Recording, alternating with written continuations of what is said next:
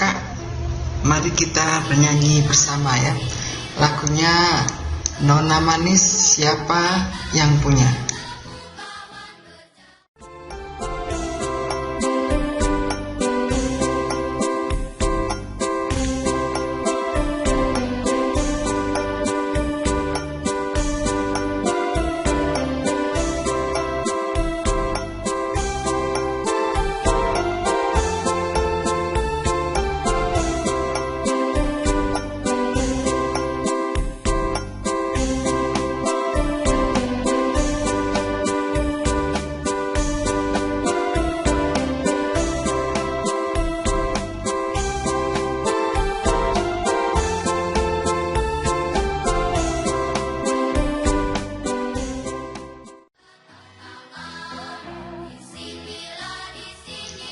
Baiklah kakak, mari kita cermati. Ayo jawab dengan jujur. Kira-kira sudah atau belum? TKU, TKK, TPG adalah hak peserta didik. Apa kakak sudah memberikannya? Pertanyaan berikutnya bagi yang menjawab sudah. Bagaimana cara kakak mengujinya? Apakah dititipkan pada guru mata pelajaran? Apakah masih menggunakan pola lama yang monoton dengan menyuruh adik-adik berbaris, antri, maju satu-satu lalu disuruh menyebutkan, menjelaskan persis seperti ujian di kelas? Berikutnya, kapan waktunya? Apakah setiap pelatihan? Apakah setiap hari di sela-sela padatnya mikir jadwal pelajaran? Atau justru ketika akan ada lomba atau kegiatan yang mewajibkan, misalnya harus memiliki siaga bantu tata atau penggalang terap, jadi 34 butir itu diselesaikan dalam satu hari itu. Selanjutnya, bagaimana antusias peserta didik? Apakah mereka sangat semangat menempuh SKU? Atau malas-malasan karena SKU itu susah seperti mata pelajaran? Kemudian bagi kakak-kakak yang menjawab belum, mengapa? Apakah kakak bingung menjabarkan butir-butirnya? Apakah kakak menganggap butir SKU itu sama dengan mata pelajaran, sehingga tugas pembina itu bukan SKU, tetapi tepuk, nyanyi, permainan? Kemudian apakah ada kekhawatiran pada diri kakak-kakak takut salah, takut melanggar aturan? Dan yang terakhir, mungkin kakak-kakak merasa kesulitan untuk mengemas materi SKU secara menarik, kreatif, dan inovatif. Kita cermati bersama. Takarlah menu SKU dari sudut kemampuan peserta didik, bukan dari sudut kemampuan dan pengalaman pembina. Jangan memudahkan penemuan SKU karena akan kehilangan bobot kualitasnya, tapi juga jangan dipersulitkan hanya akan bersifat elit. Jangan terlena dengan kegiatan yang wah sebelum adik-adik menyandang TKU dan TKK. Karena tanpa TKU, TKK akan keroposlah diri adik-adik meskipun terbungkus kegiatan. Ingat, adik-adik tumbuh dan berkembang dalam area spiritual, emosional, sosial, intelektual, dan fisik dalam rangka menjadi diri yang hebat. Ini menurut Profesor Suyatno ya, dalam bukunya Pramuka, Ayo Bergerak. Lalu apa yang harus kita lakukan untuk menerjemahkan pendapat Kak Yatno tersebut? Jangan dipermudah, jangan dipersulit. Ini yang kita butuhkan. Strategi atau siasat atau trik gitu. Kakak-kakak, strategi itu meliputi 3 hal: gagasan, perencanaan, eksekusi. Gagasannya bagus, brilian, cemerlang, tapi tidak ada perencanaan. Jadinya apa? Ya ampang, ngambang, loncat sana, loncat sini karena tidak terkonsep. Kemudian gagasannya hebat, tapi tidak ada eksekusi. Jadinya apa? PHP mungkin Kak ya. PHP itu apa?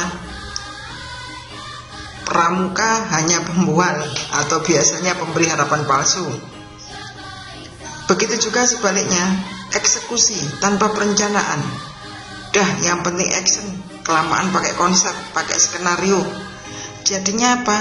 Hanya bondo nekat itu akan hancur berantakan di tengah jalan, menimbulkan insiden, permasalahan, dan sebagainya.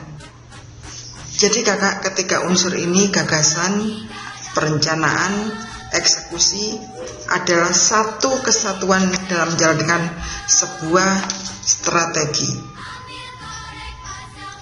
Sampai di sini paham ya kakak-kakak ya.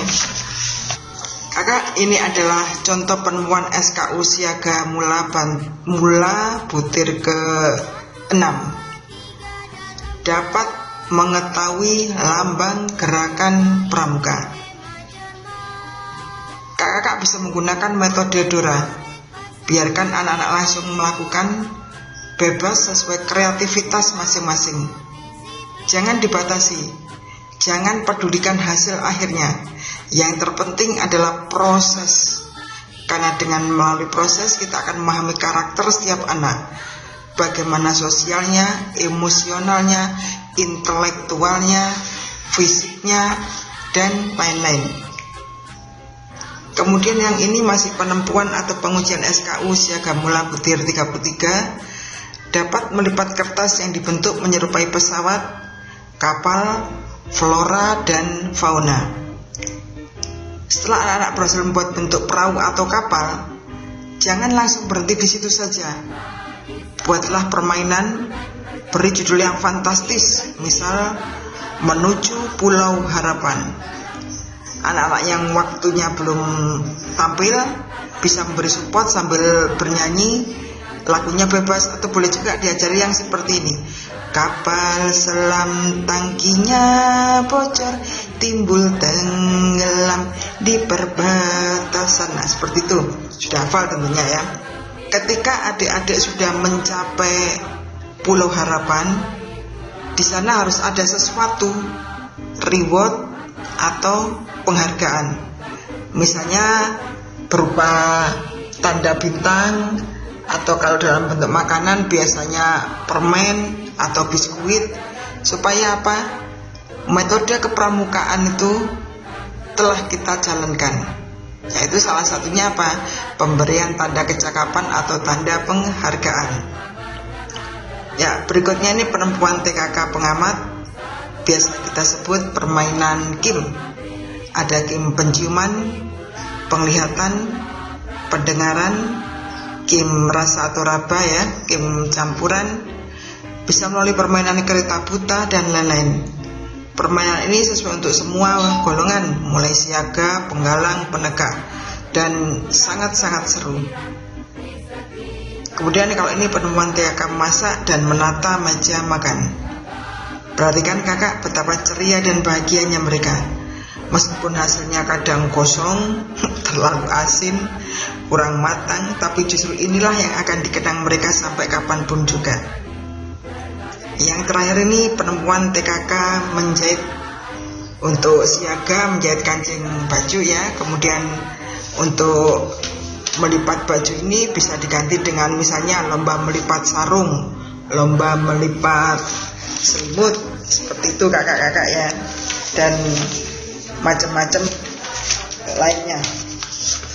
Kakak, selanjutnya mari kita bahas tentang Pramuka Garuda. Wih, sebuah tantangan terbesar bagi para pembina ini, khususnya para pembina mahir. Sudah berapa kak menjadikan adik-adik Pramuka Garuda? Jawab sendiri-sendiri aja dalam hati. Berikut ini kakak-kakak nanti dapat mempelajari sendiri strategi penemuan tanda Pramuka Garuda atau lencana Pramuka Garuda. Sudah sahabat panduan yang mudah-mudahan dapat dipahami semuanya. Jadi mulai dari persiapan berkasnya yang biasanya amburadul dan ngawur atau asal membuat, sampai pada syarat-syaratnya, dan terakhir itu contoh formulirnya. Perhatikan bahwa peserta didik putri harus ditandatangani oleh pembina putri, stempelnya juga stempel gugus depan nomor genap ya. Itu hal-hal terkecil yang harus diperhatikan.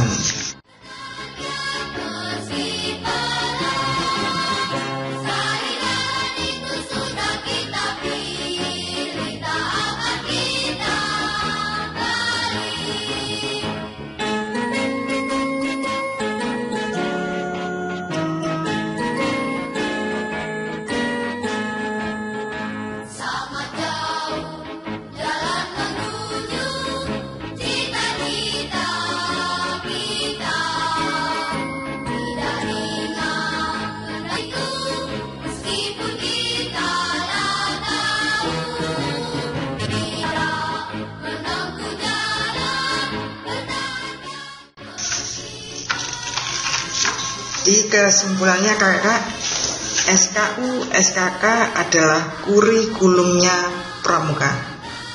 SKU, SKK untuk dilaksanakan, bukan untuk ditakuti atau dihindari. Buatlah kegiatan yang menarik, menantang, kreatif, inovatif, tapi tetap harus mengandung unsur pendidikan dan sosial, yaitu apa tadi? Spiritual, karakter, emosional, sosial, intelektual, dan fisik. Dan yang lebih penting lagi, gunakan metode kepramukaan.